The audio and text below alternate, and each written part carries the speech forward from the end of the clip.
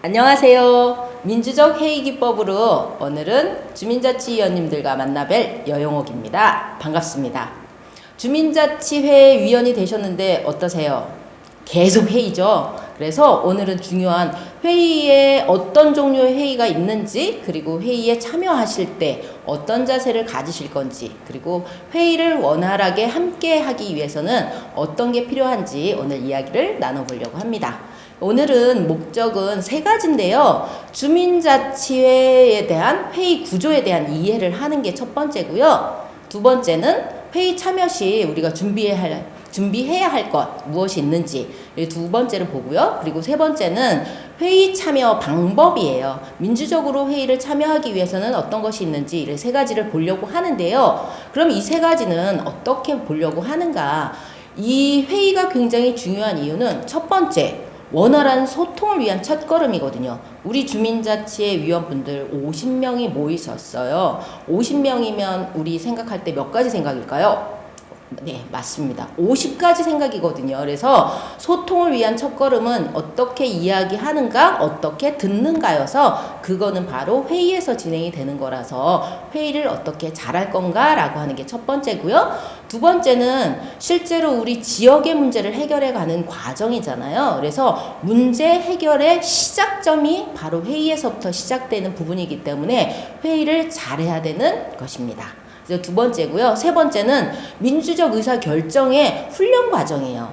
우리 주민자치회를 한다고 해서 갑자기 민주주의가 막 이렇게 딱 이렇게 되진 않잖아요. 그리고 주민자치회 저희 1년하고 2년하고 한다고 해서 우리 동네가 갑자기 바뀌지 않는 것처럼 민주주의라고 하는 것, 우리는 서로를 존중하는 것 자체가 실제로 우리 스스로가 몸에 배이는 과정, 습득하는 과정, 훈련의 과정이라고 생각하시면 됩니다. 그래서 아직 우리 회의에 나는 많이 해본 적이 별로 없는데 네, 괜찮습니다. 이 또한 훈련 과정이니까요. 근데 이것을 알고 하는 것과 모르고 하는 것이 다르기 때문에 오늘 이야기를 해볼 건데요. 사실은 이야기하다 보면 기본적인 거 아니야 라고 하시는 부분들이 꽤 많으실 거예요. 왜냐면 우리는 다 모일 때마다 회의처럼 이야기하고 뭔가 의논하고 결정하기 때문에 늘 그게 회의거든요. 2명, 3명만 모이면 그게 바로 모여서 뭔가 결정한다면 그게 회의거든요. 그래서 늘 우리 몸속에 해왔던 거, 일상 속에 있었던 이야기들이기도 해서 새롭지 않을 수도 있을 겁니다.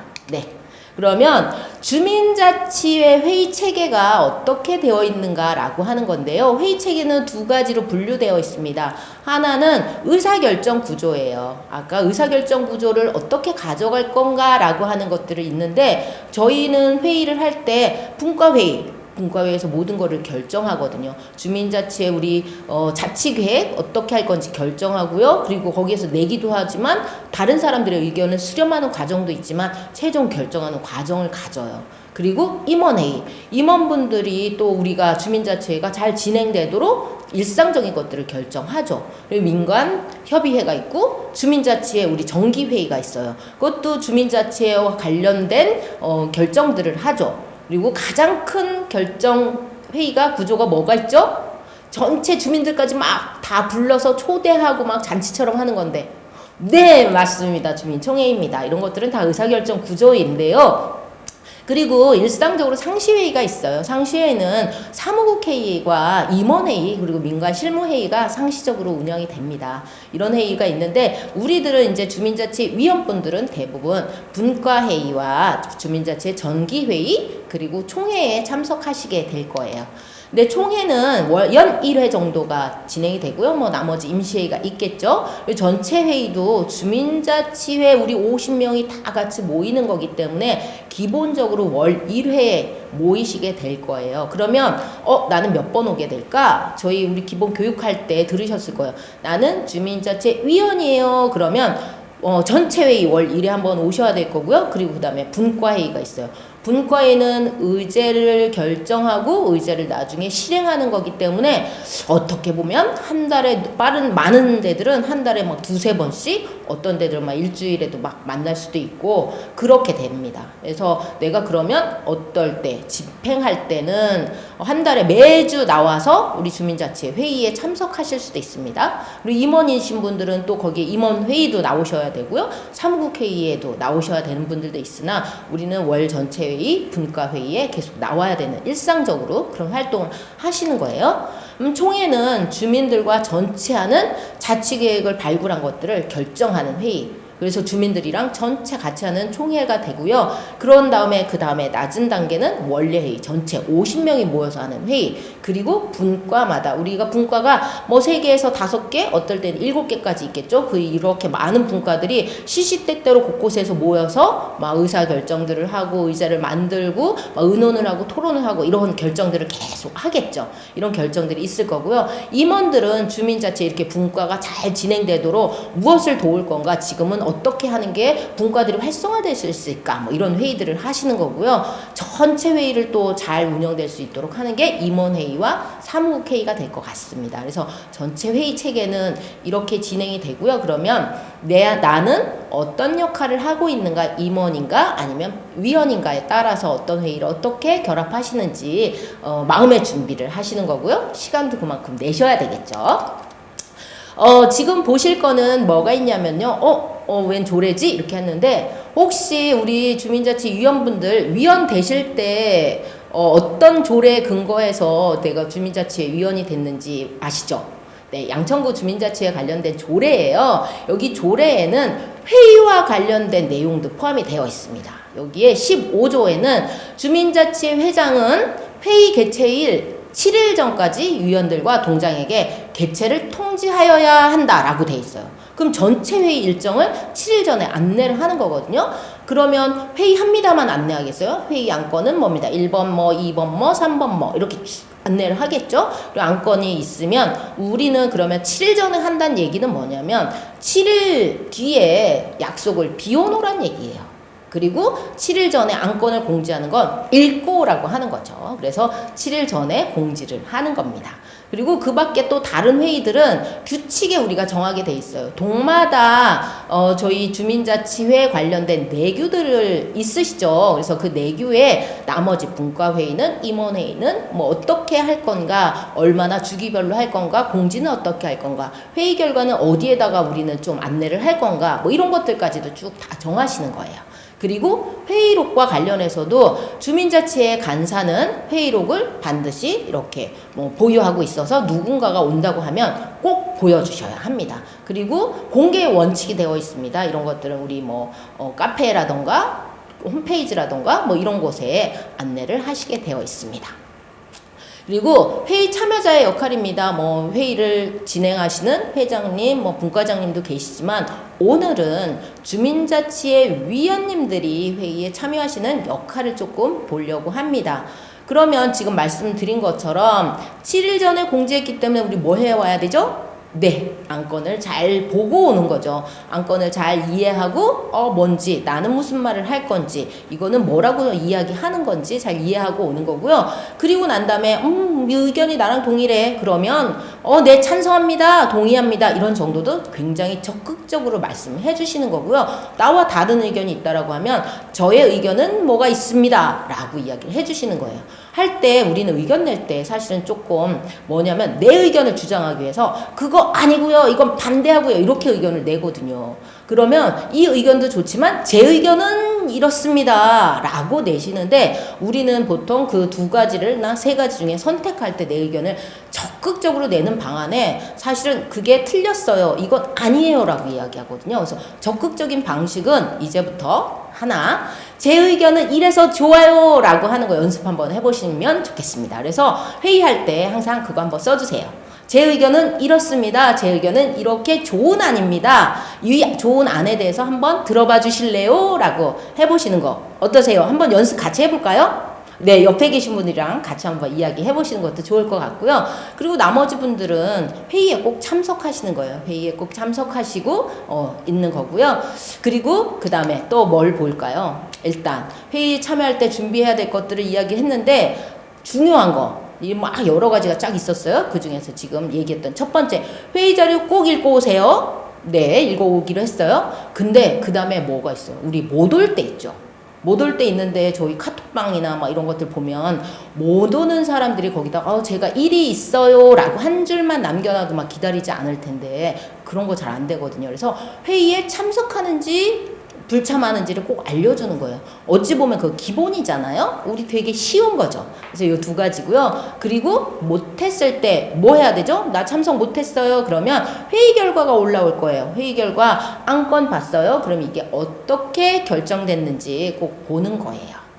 네. 그리고 회의 참여의 원칙이 있어요. 회의 참여의 원칙은 두 가지가 있는데요. 하나는 평등의 원칙이에요. 우린 주민자치회라고 하는 건 참여하신 거잖아요. 자발적으로 우리 동네 문제를 해결하기 위해서 참여하신 분들은 모두가 평등한 주민이라고 하는 거예요. 나이가 많거나 적거나 여성이거나 남성이거나 장애거나 비장애이거나 우리 동네에서 1년을 살았거나 20년을 살았거나 50년을 살았거나 그러지 않다는 거예요. 1인으로서 평등하다는 거예요. 그래서 우리 동네 이야기를 많이 아는 사람이라고 해서 많이 이야기하고 적게 아는 사람이라고 해서 적게 이야기하는 게 아니라 모든 사람이 똑같이 의견을 내는 것, 똑같은 시간을 보장받는 것 이런 것들이 평등의 원칙이라고 합니다. 그리고 두 번째는 참여의 원칙이에요. 우리 아까 적극적으로 이야기합니다 라고 이야기했잖아요. 주민자치의 위원으로 오신 분들은 사실 기본적으로 자발적으로 참여하신 분들이거든요. 내가 어떤 의견에 동의하든지 아니면 우리 동네가 어떻게 변했으면 좋겠다라고 하는 기대감들을 다 가지고 오신 분들이거든요. 그렇기 때문에 실제로 내 생각이라고 하는 게 다 있어요. 그래서 누구나 적극적으로 참여한다. 모든 사람이 적극적으로 참여한다라고 하는 거예요. 참여의 원칙. 아시겠죠? 평등의 원칙과 참여의 원칙이라고 하는 회의의 두 가지 기본 원칙은 모두가 알겠지만 다시 한번 짚어보도록 했습니다. 그리고 이 참여의 원칙과 평등의 원칙은 그러면 어떻게 우리가 일상으로 할 수 있는가라고 하는 건데요. 쉽게 이렇게 어떻게 보면 좀 어려울 수 있어요. 들을 수 있는 만큼 말한다. 아니면 말할 수 있는 만큼 듣는다. 이게 무슨 말일까요? 우리 전체 회의를 한다면 사실 다 참석하시면 50분이에요. 내가 1분 말하면 나머지 몇 분을 들을 준비를 하셔야 될까요? 네, 맞습니다. 49분은 들어야 해요. 그 준비가 되어 있는 만큼 말하자는 거예요. 내가 5분 말하면 나머지 49면 곱하기 5분이면 몇 분이죠? 네, 하여튼 2시간을 넘도록 들으셔야 될 준비를 하셔야 되는 거예요. 내가 1분 말하면 뒤에 사람이 2분 말하거든요. 그래서 똑같이 다른 사람이 말할 것도 생각하고 내 이야기를 하는 거예요. 그러려면 똑같이 회의 안건을 읽어오시고 핵심만 말하시는 준비를 하셔야겠죠. 그래서 들을 수 있는 만큼 말한다. 네, 그래서 1분 말하면 49분 들을 준비 하셔야 되는 거죠. 네, 그래서 이런 게 평등의 원칙과 참여의 원칙이라고 하는 것입니다. 그리고 우리 회의를 하면 되게 중요한 역할들이 있습니다. 의장님이 있고 나머지 참여하시는 분들이잖아요. 근데 의장님이 역할이 또 회의할 땐 굉장히 중요한데요. 보통은 회장님과 주민자치 회장님과 분과의 분과장님이 이런 의장을 맡게 돼 있습니다. 의장님은 의사를 결정하거나 이런 역할이 아니라 회의의 질서를 유지하시는 역할이고요. 그리고 의사를 정리하는 거예요. 안건을 정리해주고 다른 사람들의 발언을 정리해주고 누군가가 이야기하려고 하면 골고루 이야기할 수 있도록 정리해 주시는 것 이런 것들이죠. 그리고 표결을 하게 되면 표결을 선언하고 표결을 선포하고 그리고 끝나고 나면 1번 안건의 결정사항은 무엇입니다 라고 알 수 있게 해주는 거거든요. 이게 의장의 역할이고요. 회의 성원의 역할은 아까 1분 말하고 49분 들으려면 어떻게 해야 되겠어요? 요약 정리된 발언을 해야 되겠죠. 그리고 회의 규칙을 준수하는 거고요. 네, 그리고 이동하거나 핸드폰 듣지 않습니다. 네, 우리 가기 싫은 회의나 모임 이런 사람 꼭 있다. 어떤 사람일까요? 말만 하고 실천하지 않는다. 어떠세요? 두 번째, 밥 먹을 때만 오고 출석 체크만 하고 간다. 이런 사람 꼭 있습니다. 네. 그리고 이건 갈수록 좀 심각한데요. 자기 말만 하고 같은 얘기 반복한다. 계속 지난주 회의에서도 이 말 했는데 이번 주 회의에서도 또 얘기해. 그러다 보면 그 다음에 그 사람이 얘기하면 저 얘기 또 하는 거 아니야? 그 얘기가 안 들리는 거죠. 그래서 내 혹시 보시는 거고요. 세 번째, 마지막이에요. 네 번째는 내 의견과 다르면 계속 반복한다. 지난 회의에 결정됐는데도 내가 말한 거 그대로 결정되지 않아서 자꾸 번복하는 이야기들 하실 때 있습니다. 어떠세요? 이런 사람이 있으면 가기 싫죠. 근데 한번 돌아볼까요? 이런 사람 혹시 나는 아닌지 어떠세요? 나는 아닌 것 같죠? 근데 우리 저희 회의 끝나고 나면 안건에 대해서 다 이해하고 가는 사람이 10명 중에 7명밖에 안 된대요. 10명 중에 3명은 안건을 결정했음에도 불구하고 안건 내용을 이해해도 잘 안 된다고 합니다. 그래서 자료 읽으시는 거, 그리고 참석 확인해 주시는 거, 꼭 결과 확인하시는 거, 이거 꼭 해주시면 좋을 것 같고요. 오늘의 목적 다시 한번 살펴보겠습니다. 원활한 소통의 첫걸음입니다. 그리고 발전적 문제 해결의 첫 번째 시작입니다. 회의란. 그리고 민주적 의사결정을 하는 훈련 과정입니다. 그래서 실수할 수 있습니다. 실수 인정하는 거고요. 우리 보통 존중하는 거예요. 다른 사람 인정하면 저도 인정받습니다. 네, 그러면 오늘은 주민자치회는 회의로 시작해서 회의로 끝나기도 하는데요. 회의 굉장히 중요한 회의입니다. 그래서 저 즐겁게 해보려고 했는데 꼭 연습해 주세요. 네, 다음에 또 뵙겠습니다.